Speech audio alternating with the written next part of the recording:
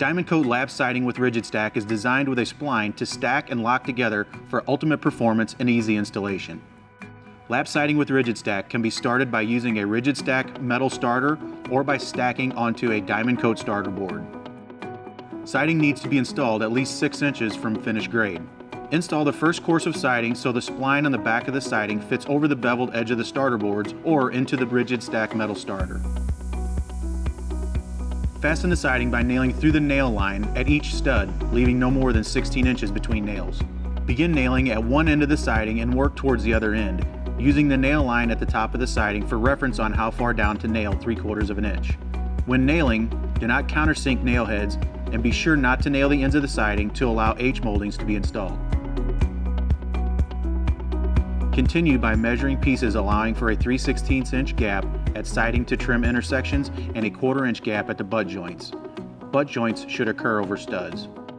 The gap between butt joints can be created by inserting a speed square between siding pieces and slightly rocking it back and forth. Install subsequent courses of siding so the spline fits over the top edge of the previous piece of siding. Make sure the spline is firmly seated by pushing in and down on the face of the siding before and during nailing.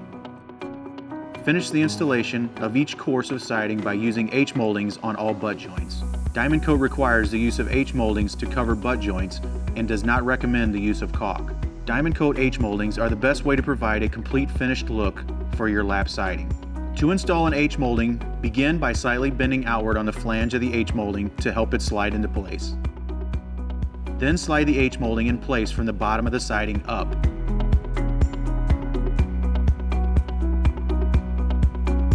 Finish by nailing the end of the siding 3/8 of an inch from the end. Repeat this at each butt joint that occurs.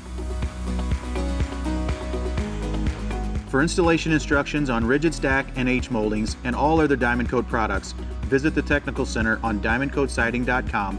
Thanks for watching.